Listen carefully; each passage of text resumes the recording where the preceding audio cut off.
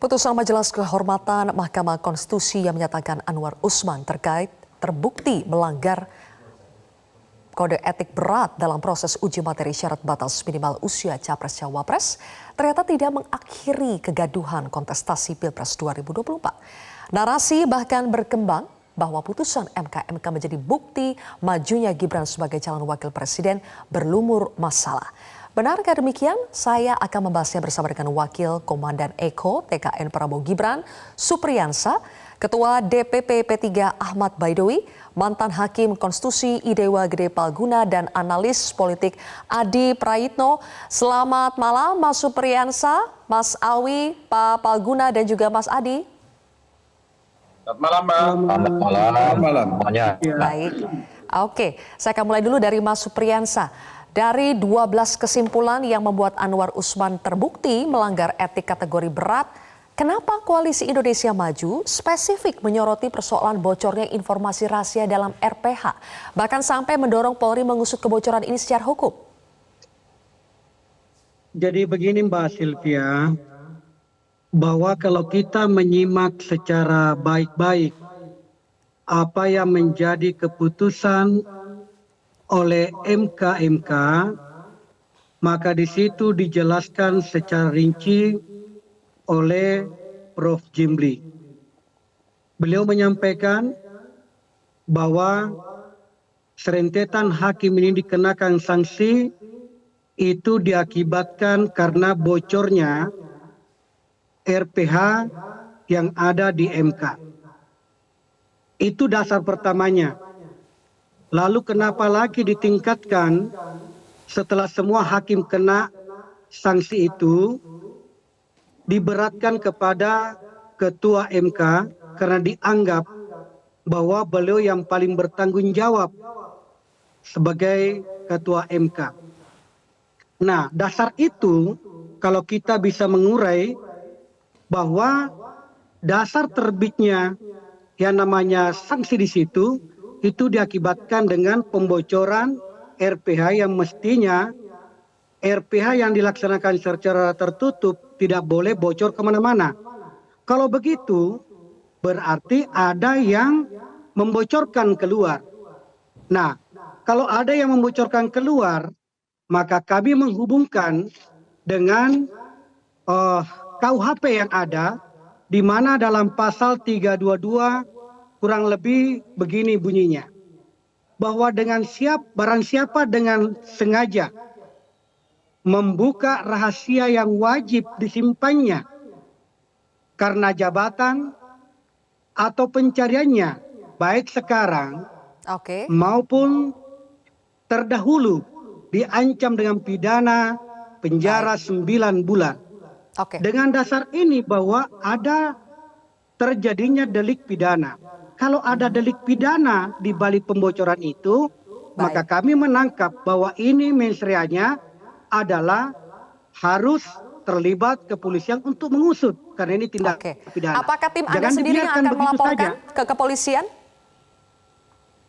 Ya, mestinya dengan adanya ini Mbak Sylvia, maka saya kira pihak kepolisian sudah bisa melakukan pencarian siapa kira-kira yang terlibat di dalam pembocoran RPH itu yang mesti dilaksanakan secara tertutup.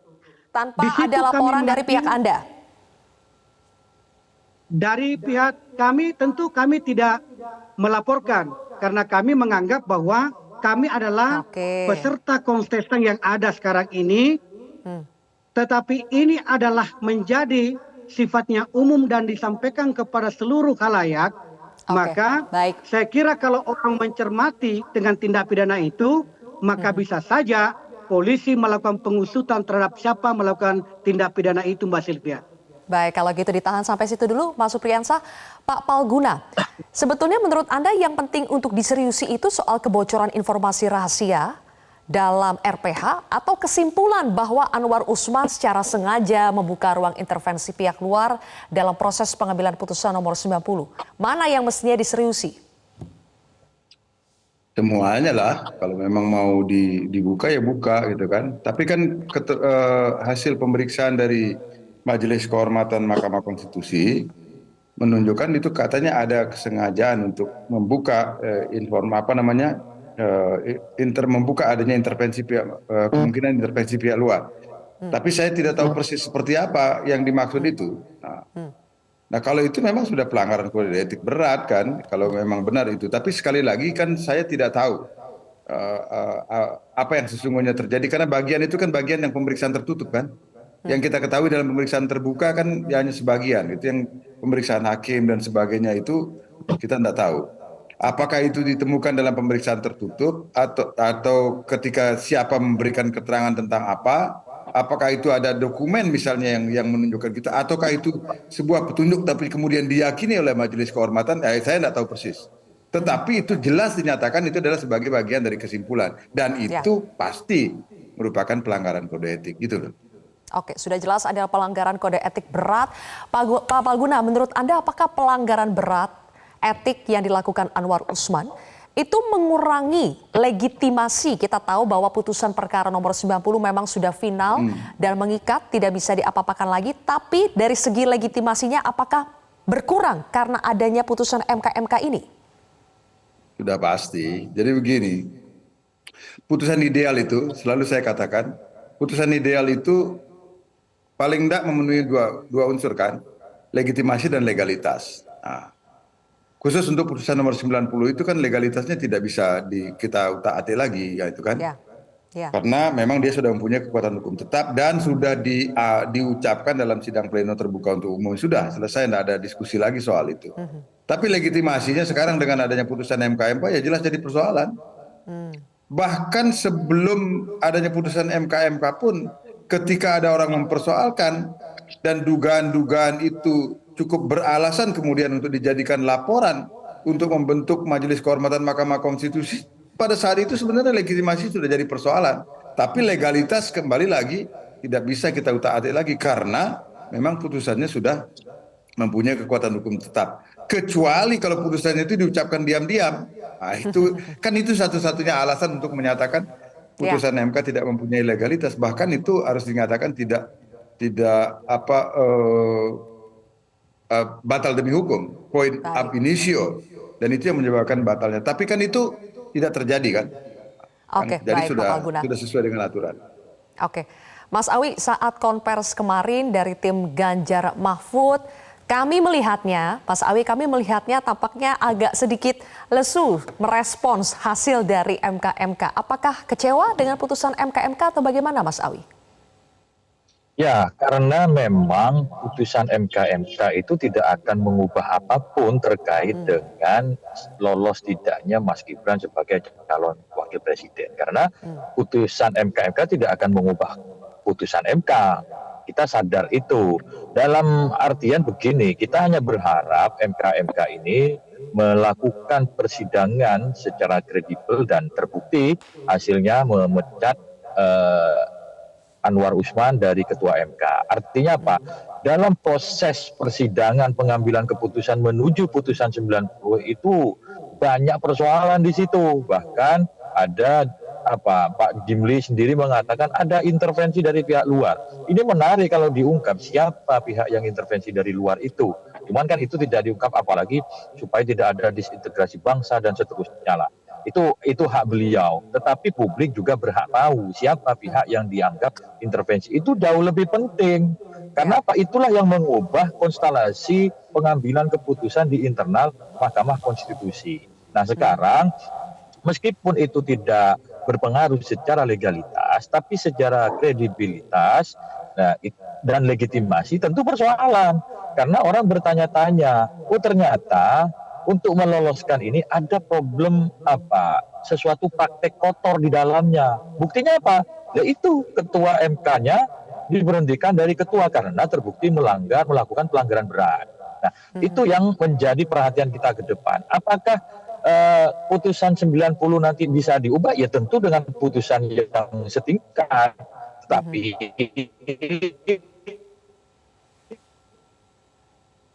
bukan dampak dari putusan 9 yakni pendaftaran ke KPU dan seterusnya otomatis gugur, ya tidak. Selama dia menggunakan itu masih aktif, ya tetap hidup norma itu gitu.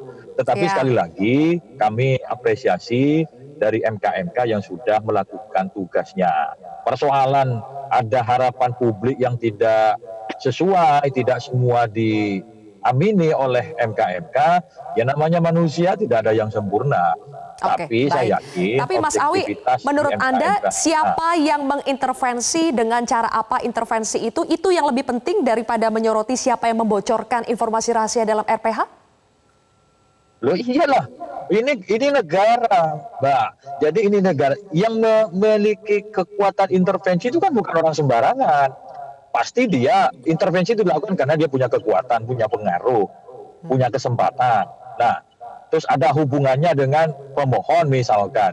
Karena kan berkaitan dengan seseorang yang bernama Gibran. Kenapa? Karena yang mengajukan gugatan sudah jelas-jelas mengaku bahwa dia fansnya Gibran.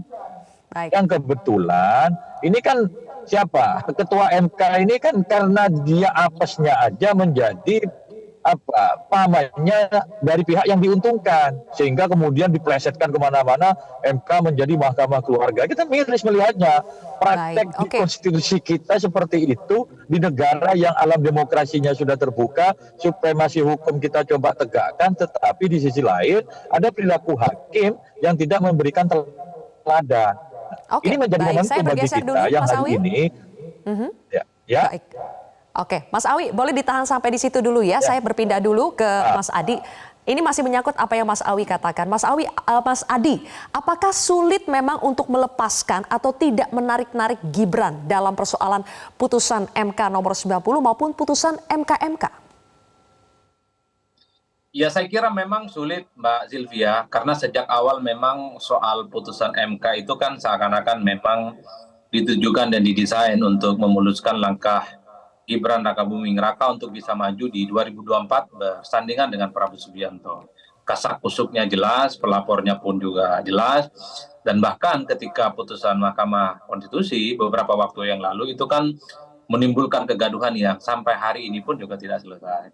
Yang kedua, kalau kita membaca dan mendengar putusan MK-MK itu kan mengkonfirmasi bahwa putusan Mahkamah Konstitusi yang meloloskan soal syarat capres dan cawapres beberapa waktu yang lalu itu kan terjadi indikasi pelanggaran berat, sehingga ketua MK-nya pun juga diberhentikan. Itu kan menunjukkan bahwa ini ada sesuatu proses di mana putusan MK itu ya harus diakui punya noda hitam gitu ya, dan saya kira ini akan diingat publik sepanjang masa. Bagi saya soal putusan MK yang soal capres dan cawapres ini bukan hanya soal Pilpres 2024, tapi sepanjang itu akan selalu dikait-kaitkan, terutama bagi peneliti, bagi pengamat, bagi dosen, bagi aktivis pro demokrasi.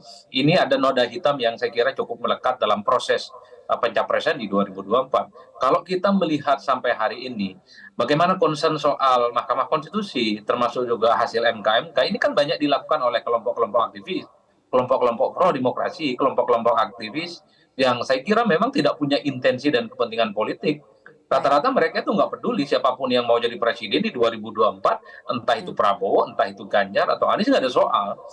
Teman-teman ini adalah mereka yang hanya ingin melihat bahwa proses demokratisasi di Indonesia itu tidak bisa dikangkangi, apalagi diintervensi oleh kekuatan politik manapun. Makanya dalam forum-forum semacam ini saya selalu mengatakan bahwa apa yang disampaikan oleh Pak Jimli harus terang benderang disampaikan kepada publik, siapa yang mengintervensi itu. Itu menurut saya jauh lebih penting, termasuk juga soal siapa yang membocorkan hasil putusan MK itu. Karena kan kita sering melihat sejumlah orang yang mengatakan dapat info A1, bocorannya akan disetujui ataupun ditolak. Saya kira dalam konteks ini ya Mahkamah Konstitusi ke depan harus steril dalam konteks ini.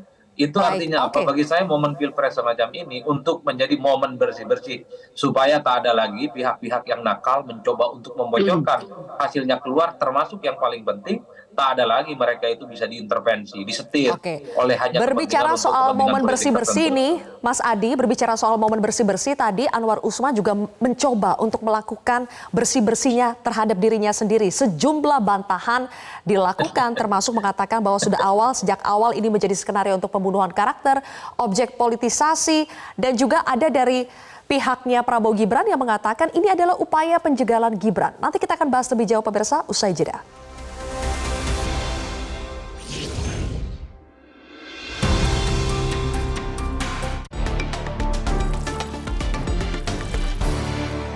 Jelajahi cara baru mendapatkan informasi. Download Metro TV Extend sekarang.